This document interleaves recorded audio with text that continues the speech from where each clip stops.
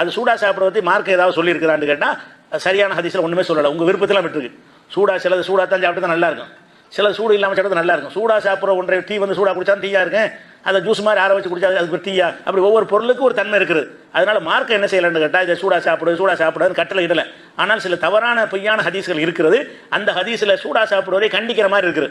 அந்த ஹதீஸில் காட்டி சூடாக சாப்பிடாதீங்க, சூடாக சாப்பிட்டு நரகத்தை சாப்பிட்ற மாதிரி, நரகத்தை எல்லாம் பயன் எழுத்துறோம், நரகம்னா இவ்வளோ நெருப்பு பாருங்க, சூடு அது மாதிரி உள்ளது அப்படிலாம் சொல்லி ஜாயின் பண்ணி பேசுவாங்க. ஹதீஸில் அப்படி இருக்குது. தவறான ஹதீஸில் எப்படி இருக்குன்னு கேட்டால் ரசூல் ஸல்லல்லாஹு அலைஹி சொல்கிறாங்க, நீங்கள் ஒரு உணவு உங்கள்கிட்ட வந்துச்சுன்னு சொன்னால் ஹத்தா எதஹப பௌரு, அதில் உள்ள அந்த ஆவி அடங்குற வரைக்கும் மூடி வச்சிருங்க, அப்படி சாப்பிட்றாதீங்க.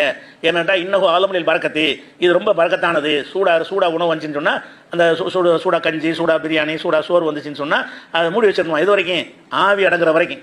ஆவிலாம் போய் வந்தால் காற்றே வரக்கூடாது. அந்த மாதிரி ஆன பிறகு நீங்கள் சாப்பிடுங்கன்னு சொல்லி ரசூலுல்லாஹ் சொன்னாங்கன்னு வருகிறது. நீங்கள் விரும்பினா அப்படி சாப்பிட்டு கொள்ளலாம். உங்களுடைய நாக்கு சில பேருக்கு சூடு தாங்குற நாக்கு இருக்கு, சில பேர் கொதிக்க குடிப்பாங்க. நம்மளும் ஆச்சரியமாக இருக்கும். டீயை கொண்டாந்து வச்சா கொதிக்க கொடுத்தாலும் சரசரன்னு இழுத்துருவாங்க. சில ஆட்களுக்கு முடியாது, நாக்கு தான் தீர்மானிக்குது. அவங்களுடைய நாக்குடைய தன்மை எந்த அளவுக்கு இருக்குது, அதுக்கு தகுந்த மாதிரி என்ன செய்யும். சூடு தாங்குற நாக்கு இருக்குது, சூடு தாங்காத நாக்கு இருக்குது. அவர்கிட்ட விட்டுறணும்.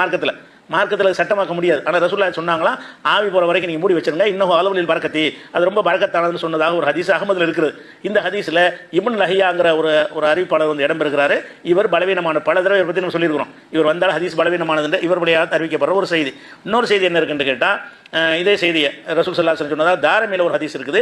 இந்த ஹதீஸை அறிவிக்கக்கூடிய ஆள் யாருன்னு கேட்டால் குர்ரா பின் அப்துர் ரஹ்மான் என்பவர் அறிவிக்கிறாரு. இவர் பலவீனமானவர். எல்லா அறிஞருமே இவர் பலவீனமான சரியான ஆள் கிடையாதுங்கிறாங்க. அப்போ சரியான ஆள் இல்லாத இப்னு லஹியா மூலமாகவும் குர்ரா பின் அப்துர் ரஹ்மான் மூலமாகவும் இந்த செய்தி வந்திருக்கிறது. இது ஒரு விஷயம்.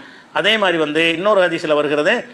அதில் அப்துல்லாஹ் இப்னு யஸீத் அல் பக்ரி, அந்த அவருடைய ஹதீஸில் என்ன வருதுன்னு கேட்டால் ஆவி போகிற வரைக்கும் நீங்கள் விட்டுருங்க அப்படின்னு ஹதீஸில் வருகிறது. ஆனால் சூடாக சாப்பிடக்கூடாதுன்னு வரக்கூடிய எல்லா ஹதீஸுகளுமே பலவீனமான ஹதீஸுகளாக இருக்குது, ஆதாரப்பூர்வமான ஹதீஸாக இல்லை. அதனால் வந்து சூடாக சாப்பிடுவதற்கு மார்க்கத்தில் எந்த தடையும் இல்லை.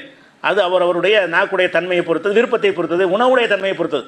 சில உணவுகள் சூடாக தான் இருந்தால் நல்லா இருக்கும்னா சூடாக சாப்பிட்டு போங்க, ஆறுனா நல்லா இருக்கணும். அது நீங்கள் இதெல்லாம் வந்து மார்க்கம் தலையிடலை, உங்களுக்கு ஃப்ரீடம் கொடுத்துருக்குது. சூடாக சாப்பிட்றதா குளிர வச்சு சாப்பிட்றதாங்கிறது. நம்ம ஃப்ரிட்ஜில் வச்சுலாம் சாப்பிட்றோம். இந்த மாதிரியான உணவு அவங்க சாப்பிட்ருப்பாங்களா? இவ்வளோ குளிரானது அந்த மாதிரி வசதி ஏதாவது இருந்துச்சா? இல்லை. இன்றைக்கி கம்ப்ளீட்டாக குளிர வச்சு நீங்கள் சாப்பிட்றீங்க, ஃப்ரிட்ஜில் வச்சு சாப்பிட்றீங்க. இதெல்லாம் என்னென்ன வசதியை பொறுத்தது. இதுக்கெல்லாம் மார்க்கம் தலையிடாது. உங்களுக்கு எது பிடிக்குதோ இது வசதியாக செஞ்சுக்கலாங்கிற விஷயம் இருக்குது.